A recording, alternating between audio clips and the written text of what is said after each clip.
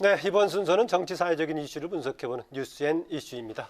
매주 수요일 함께하는 두 분이시죠. 최진봉 교수, 장성철 소장 나오셨습니다. 어서 오십시오. 안녕하세요. 안녕하세요.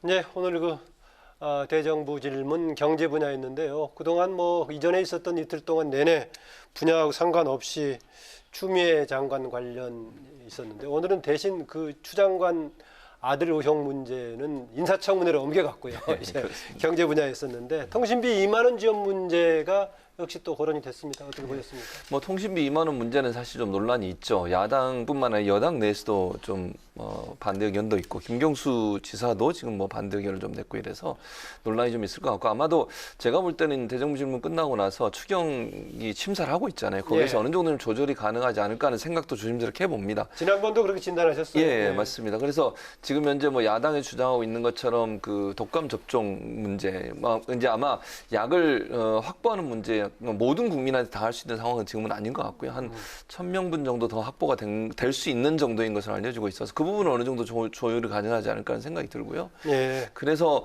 저는 저도 개인적으로는 사실 그 2만 원이 실질적인 어떤 성과를 내는 데는 조금 한계가 있다고 저도 개인적으로 생각을 합니다. 그래서 다른 부분에 대해서 논의를 해서 필요한 부분, 예컨대 예방 접종이 아니라고 하면 정말 필요한 사람들한테 조금 더 지원하는 부분으로 좀 돌리는 부분도 고민이 될 수 있을 거라고 저는 봐서 추경 심사 과정에서 이 부분 어느 정도 좀 조율이 있지 않을까 이런 생각이 듭니다. 예. 그런데 오늘 또 보니까는 홍남기 이제 경제부총리가 그동안에 이런 이제 추경 얘기가 나올 때마다 항상 그나마 이제 우리나라의 재정 문제를 걱정하는 쪽이었는데 오늘은 보니까 그렇게 걱정할 정도는 아니다라고 얘기를 했어요.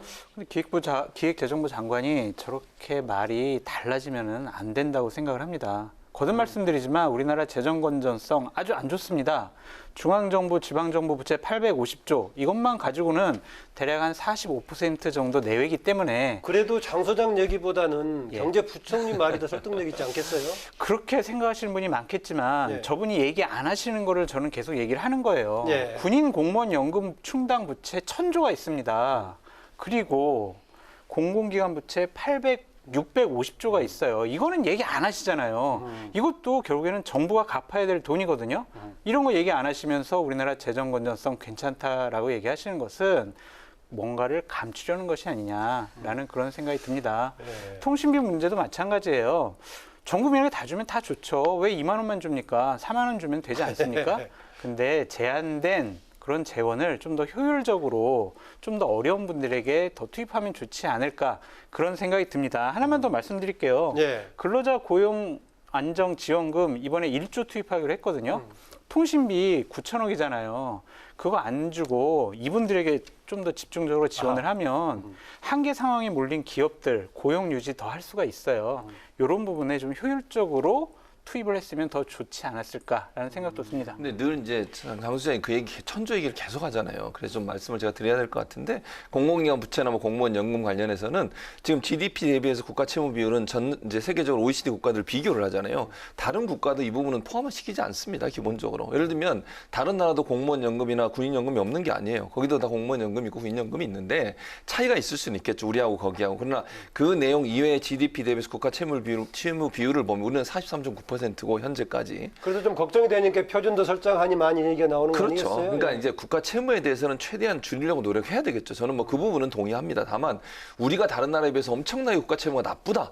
이렇게 보는 상황은 아니라는 거죠, 제 말은. 그러니까 장 소장이 지적하신 부분에서 우리가 주의하고 가능한 한 적게 해야 되겠지만 우리의 채무 비율이 다른 나라에 비해서 정말 어려운 상황이고 정말 심각한 상황이다. 이렇게 보는 것은 저는 맞지 않다고 봐요. 그런 차원에서 온다고 하면 가능한 한 채무를 줄여야 되겠지만 우리가 정말 위급한 상황이고 다른 나라의 채무 비율에 비해서 우리나라만 월등히 높다. 이렇게 얘기하는 것은 바람직하지 않다고 봅니다. 그러니까 좀 교수님 말씀도 오르신 지적이에요. 근데 하지만 다른 나라랑 좀 상황이 다른 부분이 있습니다.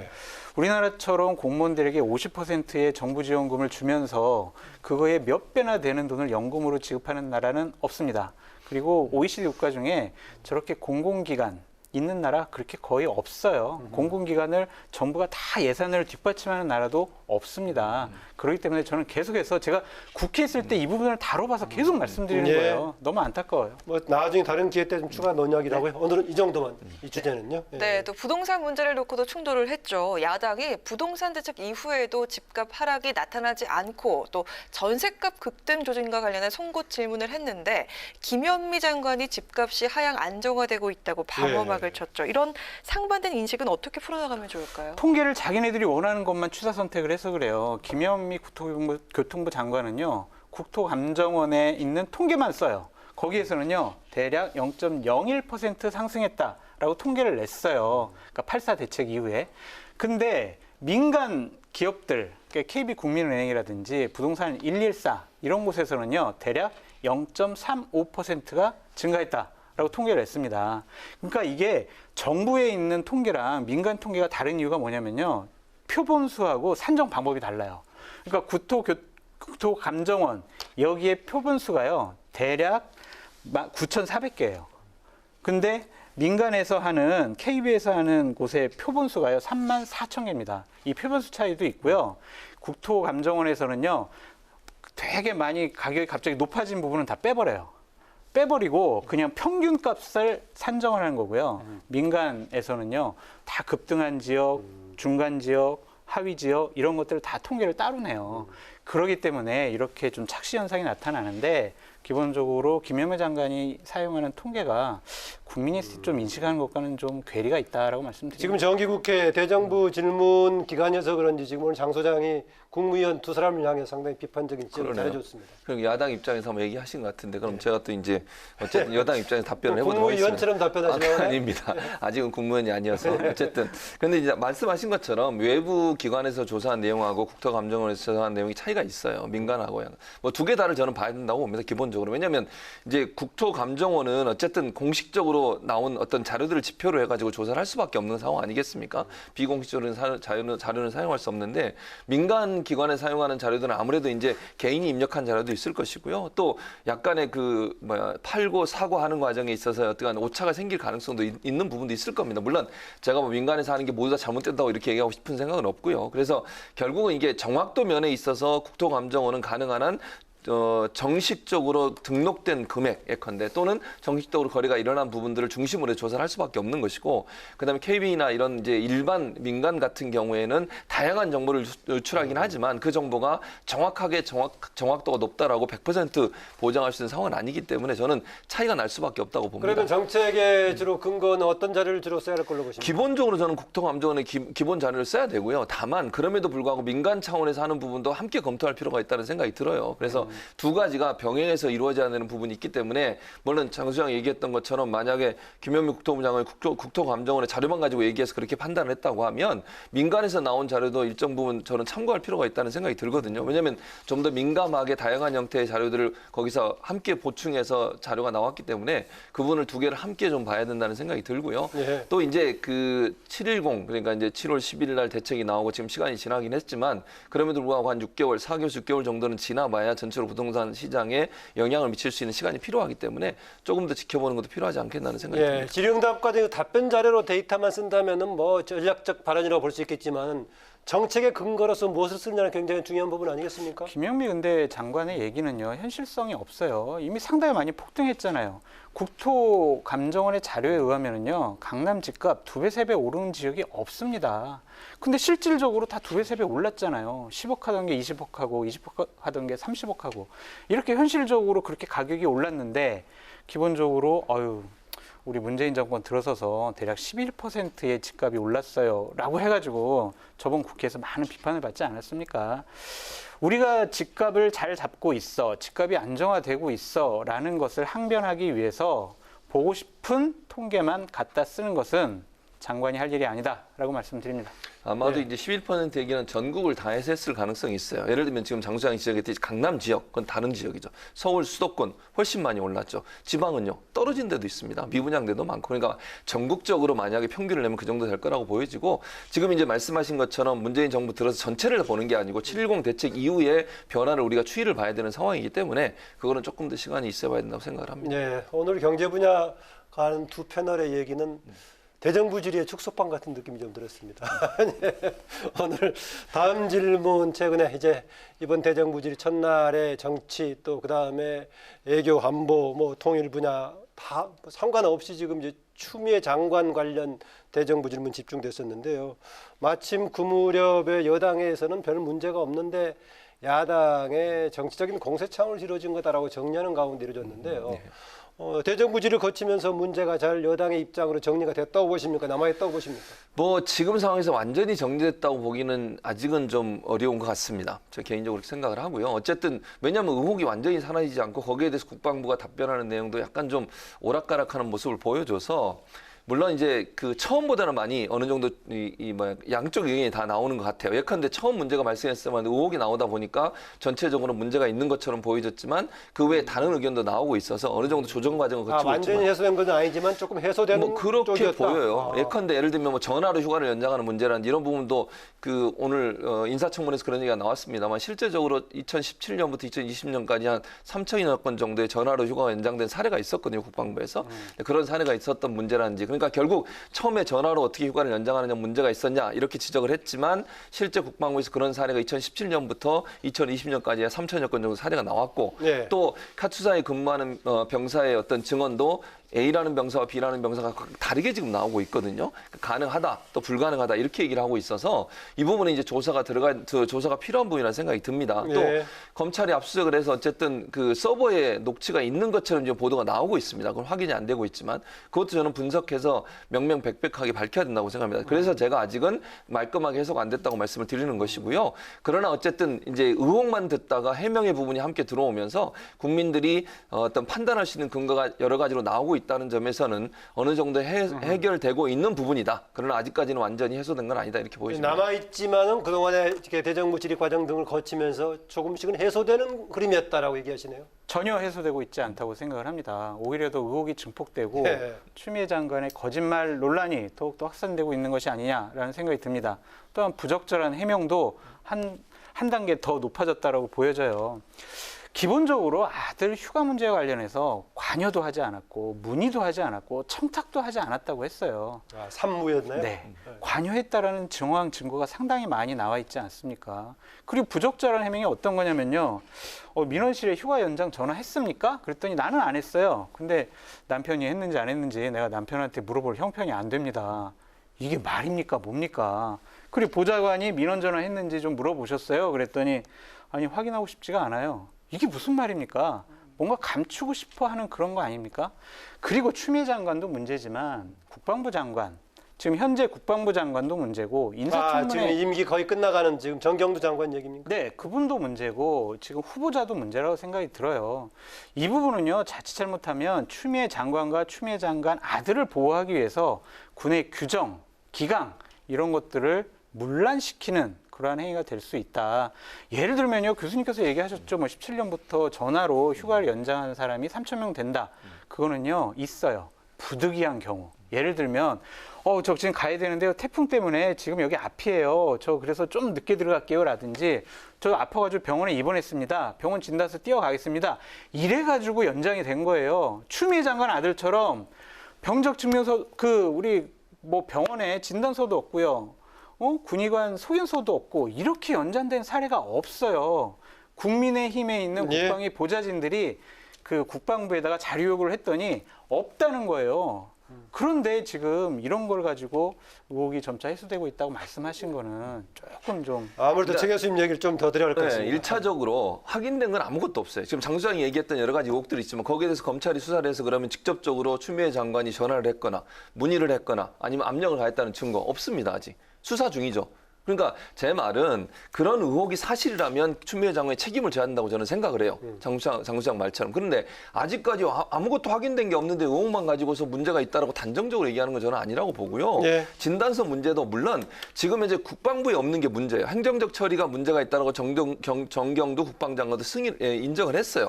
다만 부대장은 이걸 받아서 승인을 해줬다고 또 발언을 했어요. 그런 상황이라고 하면 이것도 조사를 해봐야 되는 거 아닙니까? 지금 상황에서 모든 게 저는 그래서 명확하게 증거와 아니면 모든 어떤 명확한 증거가 있는 상태에서 얘기하는 건 제가 충분히 이해를 하겠지만 아직까지 수사가 진행되는 상황에서 지금 이렇다라고 단정적으로 얘기할 수는 없다는 거예요. 의혹은 제기할 수 있지만. 네, 또 국방부의 오락가락 대응 때문에 이 논란이 또 커지고 있다는 목소리가 있는데요. 검찰이 국방부를 압수수색 해보니까 당초 보존 기한이 지나서 파기된 것으로 알려졌던 민원실의 통화 녹음 파일이 메인 서버에 남아있는 것으로 파악됐는데 이거 어떻게 봐야 할까요? 이것도 상당히 유감해요. 정경도 국방부 장관이 어제 뭐라고 했냐면은 제가 없다고 한 적이 없습니다라고 얘기를 했어요. 그러면요, 저번 주에 이 부분이 사라졌다, 파기됐다라고 언론 보도에 많이 나왔잖아요. 그럼 국방부에서 공식적으로 해명을 했어야 돼요. 거기에 서버에는 없지만 메인 서버에는 있습니다라고 본인들이 얘기를 했어야죠. 그래서 일주일 동안 상당히 혼란스럽지 않았습니까? 뭔가를 감추려는 것이 아니냐, 왜 삭제했냐, 이런 논란이 많았잖아요. 민원실에는 없는데 통합 서버에 있다 이거죠. 네, 그러니까. 그거를 그러면 국방부에서 먼저 밝혔어야 되는데 검찰에서 압수수색하니까 이제 와서 내가 없었다고 얘기 안 했어요라고 얘기하는 것은 책임을 회피하는 것이다라고 말씀드립니다. 아쉬운 부분이 있어요. 지금 장수장 말처럼. 그러니까 기본적으로 이 부분은 명확하게 얘기를 했어야 되는데. 좀 눈치 봤을 거예요? 아니면은 적절한 대응을 못한 걸까요?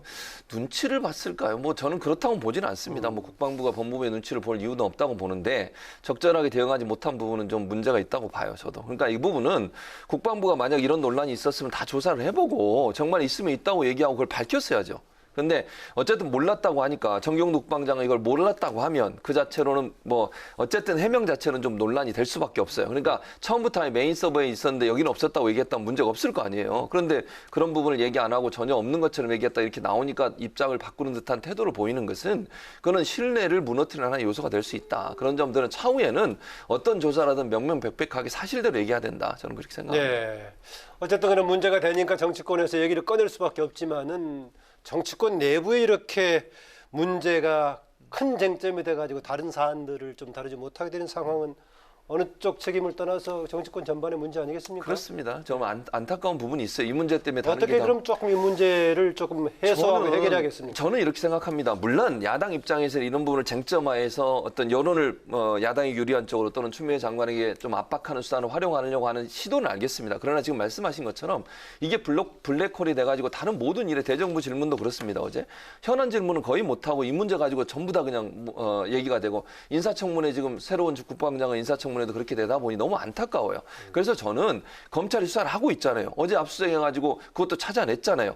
그럼 조금만 기다려봤으면 좋겠어요. 의혹은 제기할 수 있습니다. 예컨대 새로운 의혹이 있으면 그건 발표할 수 있지만 그걸 쟁점화하는 것보다는 그걸 발표해서 검찰이 제대로 수사하도록 만들고 수사한 결과가 나오면 그때 얘기해도 저는 늦지 않다고 봐요. 지금 이렇게 서로 의견만 다른데 서로 싸우면 이게 정치적 쟁점밖에 안 되는 거잖아요. 그래서 검찰이 제대로 수사하려는 의지가 있다고 저는 보고 개인적으로 그런 차원에서 본다면 좀 기다렸다가 검찰 수사 결과가 나오면 그때 그 결과에 대해서 합당한 처벌을 받도록 해야 된다고 봅니다. 옳으신 말씀입니다. 근데 하지만 법률적인 책임보다 저희가 얘기하는 것은 정치적인 책임을 져라, 도덕적인 책임을 지라는 거죠. 아들의 군대 이렇게 좀 병가라든지 휴가를 받은 것이 감옥 갈 일은 아니잖아요. 크게 법을 위반한 것은 아닙니다. 특혜를 받은 거죠. 그 부분에 대해서 추미애 장관이 진솔하게 좀 사과하고 우리가 무릎이 아파가지고 정말 좀 여러 가지 배려를 받은 것 같습니다. 근데 하지만 정말 죄송합니다. 일부 그런 지적하는 거 있던 장소장도 그러니까 추 장관의 대응하는 태도 자체가 더 문제가 컸다는 거죠. 그럼요. 처음부터 뭐 소설 쓰고 앉아있네 뭐 이런 식으로 대응 안 하고 죄송합니다. 정말 국군 장병 여러분들께 정말 죄송한 마음뿐입니다 라고 했으면은 이렇게까지 사건이 확대되지 않았을 겁니다. 결자 해지해야 되고요. 추 장관이 정말 진솔하게 사과하고 대통령께서는 이러한 지금까지 온 것에 대해서는 책임을 물어야 한다라고 말씀드립니다. 근데 특혜 문제가 사실인지 아닌지 아직 확인이 안 됐기 때문에 지금 장 수장 말처럼 특혜가 사실이라면 당연히 그래야 한다고 봅니다. 그러나 지금 추 장관은 특혜를 한 게 없다라고 주장을 하고 있잖아요. 이런 상황에 사과를 할 수 있는 상황은 아니라고 봅니다.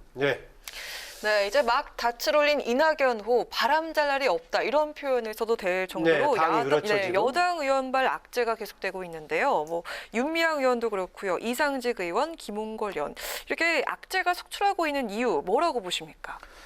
첫 번째로 의원이 너무 많아요. 너무 많기 때문에 이런 우리나라 국회의원이 많다는 겁니까? 여당 국회의원이 많다는 겁니까? 여당 국회의원 너무나 많습니다. 그리고 다양한 분들이 들어왔기 때문에 문제가 발생하는 거고 공천할 때 사전 검증이 좀 미흡하지 않았나라는 생각이 듭니다. 지금이라도 이낙연 대표께서 윤리감찰단을 통해서 어느 정도 조사하고 조치하겠다고 하셨으니 그 약속을 믿고 한번 기다려봐야 될 것 같습니다. 아, 장 수장이 오늘 여당 국회의원이 너무 많아서 그렇다라는 진단이었습니다. 아마 저는 일단 이제 논란이 되고 있는 이분들에 대해서는 정말 그 민주당이 좀 더 강하게 뭐 문제가 있다고 하면 강하게 저는 뭐 윤미향 의원 건은 지금 뭐 재판이 되고 있으니까 제가 잘 뭐라고 말씀 못 드리겠고요. 이상직 의원이나 김홍걸 의원 같은 경우는 정말 좀 강하게 저는 뭔가 조치가 있어야 한다고 봅니다. 이상직 의원은 정말 더더욱 그렇고요. 직원들에 대해서 이런 태도를 보이는 사람이 국회의원을 한다는 건 저는 공직자로서의 자격이 좀 부족하다고 봅니다.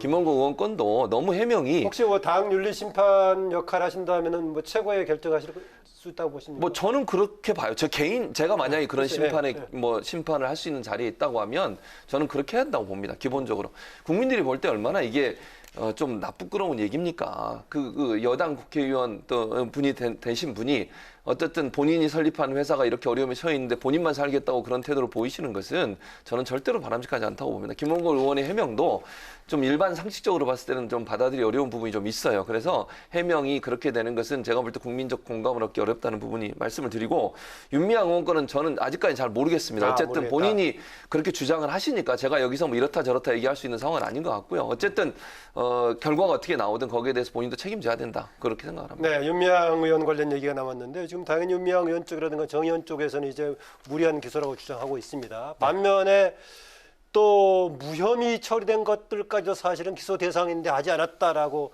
또 반대쪽 불만을 표출한 사람도 있습니다. 그렇죠. 예를 들면은 아니 도대체 딸 유학 자금은 어디서, 주택 구입 자금은 어디서, 이 부분에 대해서요 검찰이 상당히 해명성 조사를 한 것 같아요. 예를 들면 저는 이거 도둑질이라고 표현하고 싶은데 윤미향 부부의 신고된 소득이 신고된 것보다 더 많았다. 그래서 딸아이도 유학 보낼 수 있었고 그리고 주택도 구입할 수 있었다라고 하는 거거든요. 그럴 수 있는 경우 종종 있지 않습니까? 공식적으로 신고된 소득보다 더 많을 수 있는 경우 있죠. 예. 그러면요, 네. 이것은요 세금을 덜 내기 위한 회피입니다. 이건 세금 탈루예요. 이것은 잘못된 거 아닙니까? 이 부분도 당연히 벌을 받아야죠. 이 부분은 그냥 저렇게 해명하고 불기소 처분했다? 아, 그런데 그 액수가 작습니까? 상당히 많은 겁니까? 기본적으로 3억 하면 6억이에요. 그 6억이라는 부분에 대해서 남편이 민주화 운동함으로써 받은 돈이 있다. 그것이 2억 7천이다. 아, 보상금 뭐 있죠. 예, 보상금이 있다. 그렇기 때문에 이 부분은 어느 정도 좀 해명이 된다라고 하는데 이 부분도 좀 더 명확하게 해명했으면 좋았다라는 생각이 들고 허위공시나 누락 부분은 처벌 규정이 없다. 라고 해가지고 이 부분도 불기소 처리했어요. 그러니까 이런 부분을 야당에서는 지적하는 건데 기본적으로 8가지 혐의에 대해서 기소 처리한 것은 검찰로서는 상당히 노력을 많이 했다라고 평가하고 싶습니다. 네. 네, 마지막으로 간단하게 질문해드리겠습니다. 국민의힘 새 당색이요. 그동안의 단색이 아닌 빨노파. 이렇게 빨노파란 색을 함께 사용하는 파격적인 디자인을 네. 선보였는데요. 보수와 진보 이념의 스펙트럼을 아우르겠다는 그런 의미인데 혹평도 들려옵니다. 두 분 어떻게 평가하시는지. 두 가지 색깔을 쓰는 열린민주당이 있긴 합니다만은. 예, 그렇죠. 좀 세 가지 색깔은 지금까지 좀 보기 좀 어려운 그런 모습인데 뭐 저는 개인적인 의견을 말씀드리겠습니다. 뭐 색깔 좀 바꾸면 어떻습니까? 네. 저는 뭐 상관없다고 봅니다. 빨간색이든 뭐 원하시는 색으로 하시면 될 것 같고요. 저런 문제 가지고 논란이 되는 것도 저는 뭐 불필요한 논란이 아닌가. 또 김종인 위원장 얘기한 것처럼 저런 색깔의 어떤 여러 가지 색깔을 쓰는 것도 통합의 의미를 갖고 있다고 하니 그게 뭐 국민들이 볼 때 예컨대 좀 선명성을 발견하는데 어려움이 있다고 말씀을 하시죠. 국민의힘이라는 이름도 처음에 나왔을 때는 장성철 소장도 예견하지 못할 만큼 조금 독특한 이름이었잖아요. 네. 근데 자꾸 부르니까 또 자리 잡아가는 느낌이 그런 있죠. 느낌이 들어요. 그래서 제가 볼 때는 색깔 차이 가지고 크게 문제가 될 거라고 보지는 않습니다. 세계 국기들 중에서 삼색기들이 많긴 합니다. 예. 근데요, 정당은요, 무지개 정당을 하면 망합니다. 정당은요, 특정 이념, 무지개는 7가지인데 여기는 3가지인데. 그러니까 이 다양한 색깔을 한꺼번에 쓴다라는 것은요, 다양한 가치를 담겠다라는 네. 명분론적인 원칙은 좋지만 과연 정당이 진보, 좌파, 중도, 우파, 극우, 극좌 어떻게 이런 세력의 의견을 다 담습니까?